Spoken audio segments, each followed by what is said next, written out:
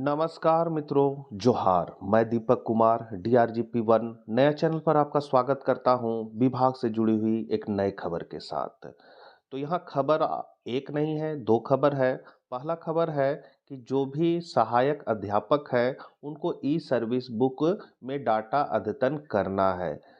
दूसरा खबर है कि जो भी सहायक अध्यापक अब सहायक आचार्य बन गए हैं उनका डाटा है सो विहित प्रपत्र के माध्यम से मांगा गया है। प्रपत्र में क्या क्या चीज मांगा गया है, इन्हीं सभी बिंदुओं पर चर्चा हम लोग इस वीडियो में करेंगे। चैनल पर पहली बार है और इसी तरह की वीडियो देखना चाहते हैं तो सब्सक्राइब करके बेल आइकन दबाना ना भूलें। तो सबसे पहला समाचार जो है उसको हम लोग देख लेते हैं।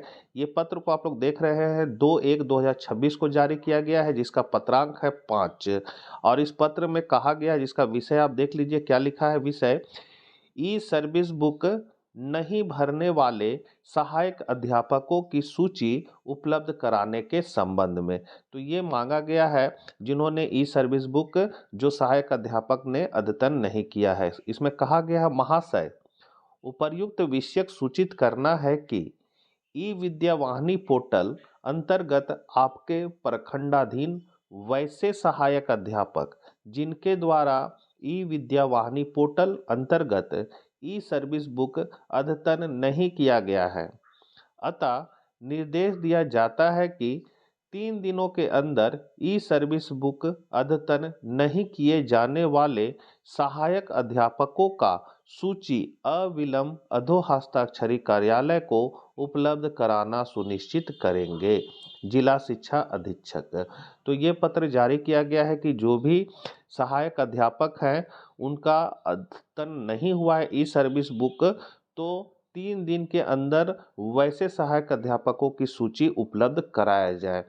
दूसरा पत्र जो जारी किया गया है उसका विषय है सहायक आचार्य में नियुक्त सहायक अध्यापक की सूची उपलब्ध कराने के संबंध में। मतलब जो सहायक अध्यापक थे, अर्थात पहले पारा शिक्षक थे, अब वो सहायक आचार्य बन गए हैं एग्जाम देने के बाद, तो उनकी जो सूची है वो उपलब्ध कराना है विहित प्रपत्र के माध्यम से। तो क्या क्या मांगा गया है आगे हम लोग देखते हैं। इसमें कहा गया है, उपर्युक्त विषयक सूचित करना है कि आपके प्रखंडाधीन सहायक अध्यापक की नियुक्ति सहायक आचार्य पद पर हुई है।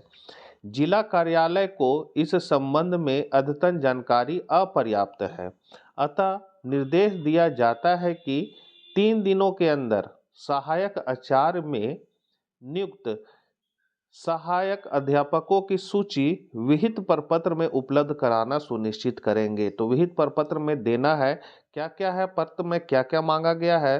तो इसमें है सबसे पहले क्रम संख्या जो 1 2 3 जाएगा, प्रखंड किस प्रखंड में है उस प्रखंड का नाम यहाँ दे देना है, सहायक अध्यापक का नाम, जो सहायक अध्यापक का नाम होगा उसको देना है, सहायक अध्यापक से जो सहायक आचार्य बन गए हैं तो वो सहायक अध्यापक का नाम देना है, फिर विद्यालय का नाम, वो किस विद्यालय में थे, शिक्षक आईडी, शिक्षक आईडी मतलब ई विद्या वाहिनी में जो अटेंडेंस बनाया जाता है वो क्या आईडी है उसको हम लोग शिक्षक आईडी कहते हैं, वो शिक्षक आईडी यहाँ लिखना है।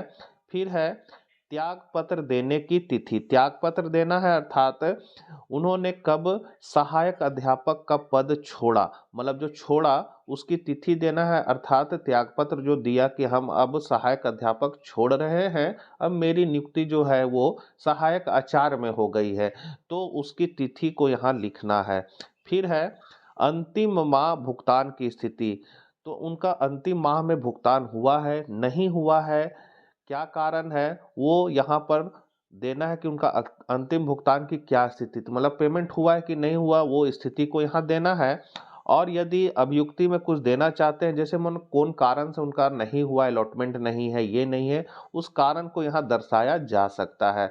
तो ये विहित प्रपत्र में सहायक अध्यापक से सहायक आचार्य बने शिक्षकों की सूची जो है विहित प्रपत्र के माध्यम से मांगी गई है। तो यही जानकारी आपसे शेयर करना था। मिलते हैं हम लोग नेक्स्ट वीडियो साथ। जय हिंद, जय भारत।